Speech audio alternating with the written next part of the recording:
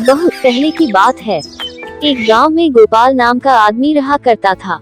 वो खिलौने बनाया करता था। उसके खिलौने लोग ज्यादा पसंद नहीं करते थे। गोपाल रोज नए खिलौने बनाता और बाजार जाकर खिलौने बेचता, मगर बड़ी मुश्किल से गोपाल एक खिलौना बेच पाता था। गोपाल का पड़ोसी जीवन उसके पास आकर कहा, अरे गोपाल, आज तो तुम्हारे खिलौने वैसे के वैसे ही है। हाँ जीवन भाई, मेरे खिलौने बिक ही नहीं रहे हैं। अरे गोपाल भाई, मैंने ही तुम्हारे खिलौने ले लिए होते, मगर मेरा धंधा आज कुछ खास नहीं चला, नहीं तो मैं तुमसे खिलौने जरूर खरीद लेता। जीवन भाई, तुमने पूछा यही बहुत है मेरे लिए। चलो घर चलते हैं गोपाल। जीवन भाई, 2 दिन से कुछ खाया भी नहीं है। इस जालिम पेट के लिए कुछ न कुछ तो बेचना पड़ेगा। हाँ भाई, तुम बेचो, मैं चलता हूँ। ऐसा कहकर जीवन चला गया। अब गोपाल खिलौने बेचने लगा।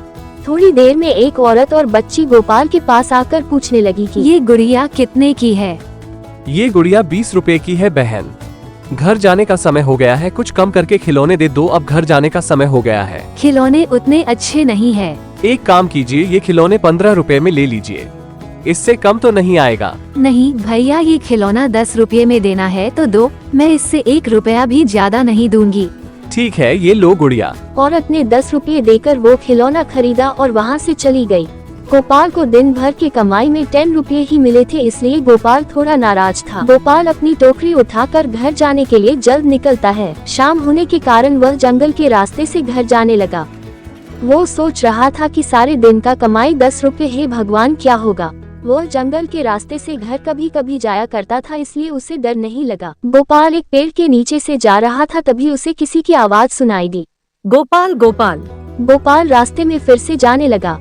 गोपाल गोपाल। आवाज आई। कौन है?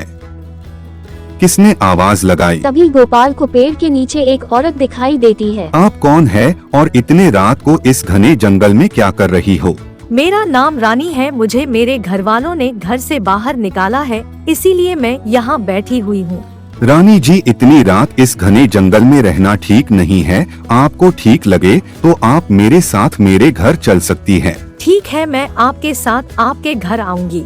ऐसा कहकर रानी उसके पीछे पीछे उसके घर जाने लगी। गोपाल को पता ही नहीं था जिसे वह घर लेकर जा रहा था वह एक चुड़ैल है। कुछ समय बाद गोपाल रानी को लेकर घर चला गया।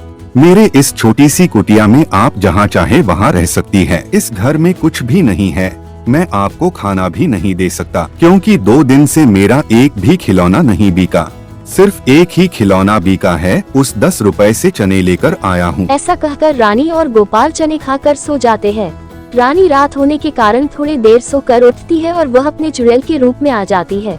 वह घर में जाकर देखती है, घर में कुछ भी खाने की चीज नहीं होती। वो 2 डिब्बों में अपने जादू से कुछ सामान भर देती है और घर के बाहर जाकर अपने जादू से बहुत सुंदर खिलौने बनाती है। खिलौने बन जाने के बाद वह वापस जाकर सो जाती है। सुबह होने से पहले रानी गोपाल से पहले ही उठ जाती है। वह घर के सारे काम करने लगती है। थोड़ी देर में गोपाल उठता है। वह बाहर मिट्टी के खिलौने देख बहुत खुश हो जाता है। किसने इतने सुंदर खिलौने बनाए? मैंने तो आज तक इतने सुंदर खिलौने नहीं बनाए। गोपाल जी, खिलौने अच्छे लगे, मैंने बनाए हैं। बहुत सुंदर खिलौने हैं। रानी जी, इतने सुंदर खिलौने बनाना आपने कहाँ से सीखा है? गोपाल जी, मैं घर में खिलौने बनाया करती थी। चलो मैं इसे बाजार में बेचकर आता हूँ, तब तक तुम कहीं मत जाना। मैं यही रुकूंगी, आप चिंता मत कीजिए। ऐसा कहकर गोपाल खिलौने टोकरी में भर बाजार बेचने चला जाता है। बाजार जाते ही उसके टोकरी में इतने सुंदर खिलौने देखकर लोग आश्चर्यचकित हो जाते हैं और उसके पास लोग आकर खिलौने खरीदने लगते हैं। उस दिन गोपाल अच्छी कमाई कर लेता है। घर लौटते समय गोपाल कुछ राशन खरीदने लगता है। घर पर आते ही गोपाल रानी को राशन देता है, पर घर में कुछ राशन था तो मैंने उससे खाना बना लिया। गोपाल सोचने लगता है कि घर पर तो खाने को कुछ भी नहीं था। रानी गोपाल को ले जाकर डिब्बे में राशन दिखाती है। आप हाथ मुंह धो लीजिए, मैं खाना लगा देती हूँ। गोपाल खाना खाकर रानी के खाने की काफी तारीफ करता है। गोपाल के खाने के बाद रानी खाना खा लेती है। जीवन सुबह बाजार में गोपाल को नए नए खिलौने लाता देखकर कहता है, इतने सुंदर खिलौने गोपाल कहाँ से लाता है? जरूर दाल में कुछ काला है। और वह सोचने लगता है और सोचता है कि इस बात का पता करना पड़ेगा।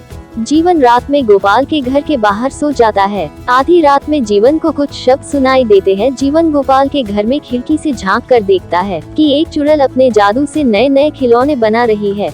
जीवन डर जाता है और वहाँ से भागकर अपने घर चला जाता है। सुबह वह देखता है कि गोपाल सुंदर खिलौने लेकर बाजार जा रहा है। जीवन गांव के सरपंच को सब कुछ बता देता है। सरपंच और गांव के लोग शिव बाबा के पास जाकर उस चुड़ैल के बारे में सब कुछ बता देते हैं। बाबा सबको लेकर गोपाल के घर जाते हैं और उस औरत को कहते हैं कि तुम कौन हो बताओ। वो औरत कहती है, मेरे ऊपर एक चुड़ैल का साया है। जिस दिन मेरी शादी होगी वह चुड़ैल मेरा शरीर त्याग देगी और मैं उस चुड़ैल से आजाद हूँ।